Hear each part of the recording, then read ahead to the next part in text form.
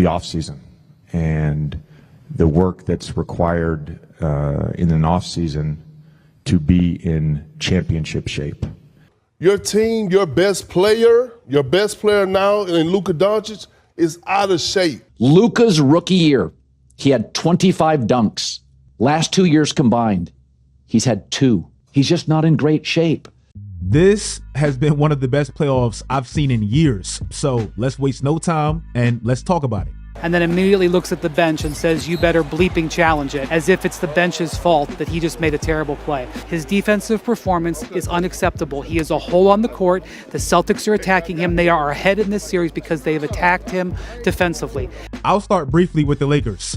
If you look at the ESPN experts before this series, most people picked the Lakers, including myself. 2 things can be true at once. The Luka trade is still one of the worst, inexplicable deals we've ever seen.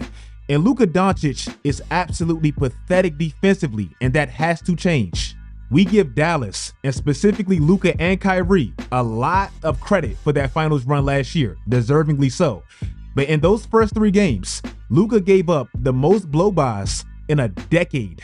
In Game 5 versus Minnesota, a pivotal Game 5, an elimination Game 5, Luka gave up the most blow-bys of the entire playoffs. If you look at the film, most of them came in the first quarter. We love Luka offensively and we appreciate his greatness, but often his defense is so damn bad and so damn pathetic effort-wise, it's hard to appreciate how great he is offensively, and that has to change. Try to get, some other guys involved if that opportunity presents itself. Are you saying that because I'm inexperienced and that was an inexperienced decision that I made? JJ Redick, who I literally just praised, he pulled off a few of the most stubborn playoff coaching moves that I've ever seen. In Game 4, he was the first coach to ever play 5 guys for the entirety of the second half. Mind you, he has 2 40-year-olds, one physically and one literally. He gave no fucks and it hurt them significantly. And in Game 5, he was the first coach that I've ever seen make Rudy Gobert look valuable offensively in a playoff game. And I never thought I would say these words that are about to come out of my mouth, but Rudy Gobert is dominating. Scared to answer this question because, stuff I say normally go viral and they tend to stick with you for forever, but I had them figured out. I made a video about Ja Morant and how this man simply can't stay healthy with that crazy style. And well, it proved to be right once again. It's crazy because he said this after that series, and I don't even know if he was all the way wrong. It's just that nobody cares. In the 2022 playoffs, hurt. In the 2023 playoffs, hurt.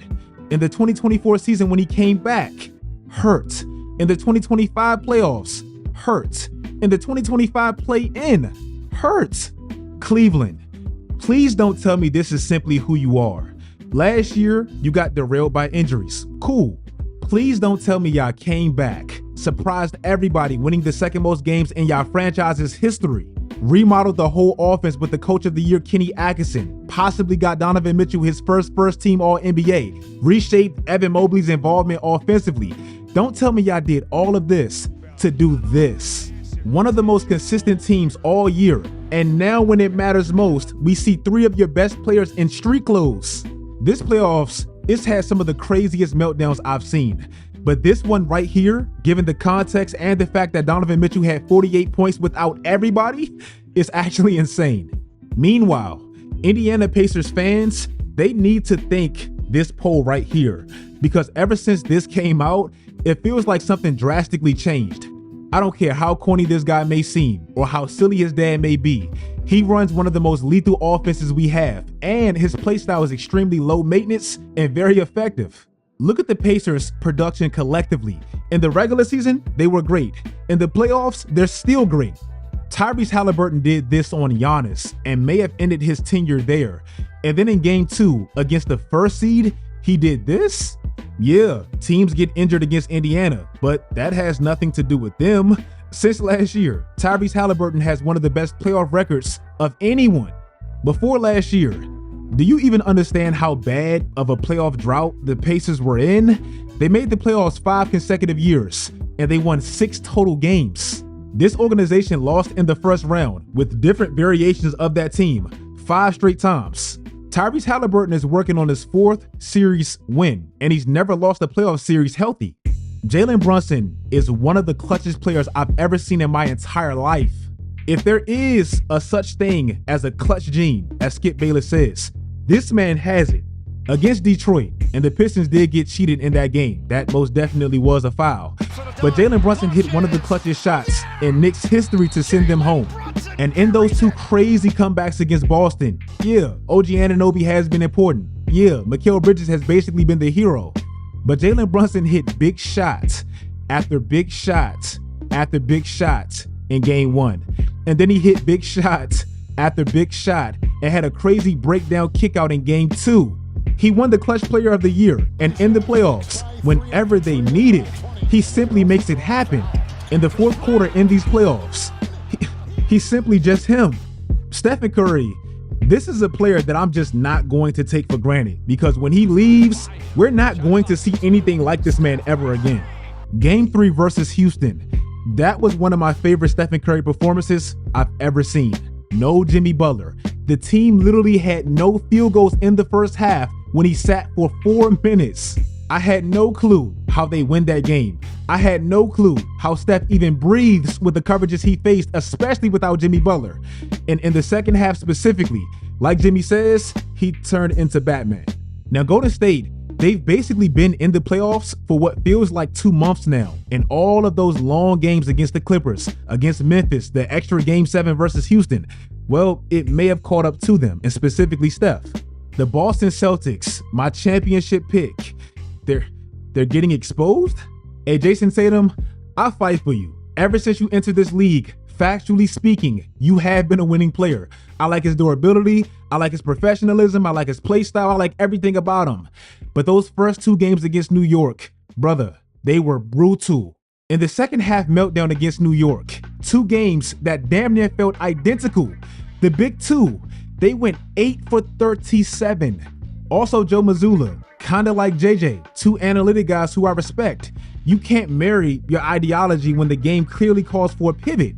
I get it, math basically runs basketball now. But Boston missed 75 threes in the first 2 games. That's by far the most to ever start a series.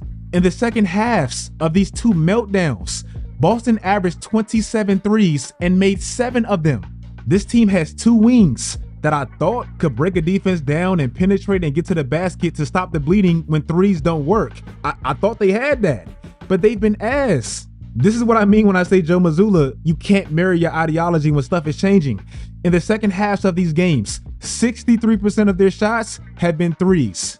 I get this is a very specific 2 to 3 game sample size for everybody, but in the second round so far, in the second halves, they have the lowest free throw rate of anybody.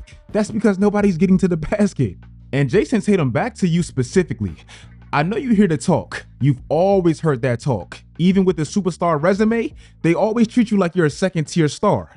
That's because you haven't really been required to have those superstar heroics in order for your team to win. And that's actually a fact. The Celtics won an NBA championship last year, and I'm not one to take away any championship or add an asterisk to anybody. I'm simply not that guy. But context does matter. Essentially, all the comp they played faced significant injuries, which ultimately meant the Celtics never really got tested. Prior to this Knicks series, if you go back to last year's championship run, Jason Tatum shot under 40% in a playoff game 7 times. Do you know how many times they won those games? 7 times. In these last 2 games, he's done that very same thing against a fully healthy Knicks team, and they lost.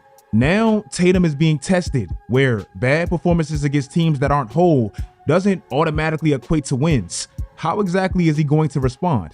The Denver Nuggets, they've been kind of weird to me because they've been oddly way better than I expected, but it's not solely because of Jokic like I anticipated if they had any chance. I thought Jokic would basically have to average 35, 15, and 10 for them to even sniff the second round. But no, Aaron Gordon hit 2 crazy game winners in 2 series. That game winner in game 4, that was huge because the Clippers were coming back. And if they win that game, they go up 3-1. Denver had no business winning that game 1 against OKC, but Aaron did it again. After Aaron Gordon won game 4 against the Clippers, Jamal Murray had a vintage playoff Jamal Murray game 5 to put them up 3-2. And Russell Westbrook, gotta give him his love. He's been playing his ass off. Obviously, we're always going to get the ultimate Russ experience. There's always going to be a little bit of bad mixed with the good. That's simply who he is, and he even admitted it. But Russell Westbrook, he's been spacing the floor pretty adequately. On corner threes in these playoffs, he's shooting 45%. That's simply the look he's always going to get. As a whole from deep, he's shooting 37%, and that's extremely valuable mixed with his effort, passion, and defense. And James Harden, I'm making a full video about this, so I'm not going to be too long. But just a simple preview, he's quite literally the biggest choker we've ever seen. Not even close. In his last 10 elimination games, meaning the last 10 games in which he's lost in the playoffs, 4 times he scored 10 points or less. If you guys like this video, let me know in the comment section how exactly you feel about these playoffs so far. To me, they've been the best I've seen in years. Follow my social media sites for all updates. Do that great stuff, guys. And until next time, as always, stay tuned.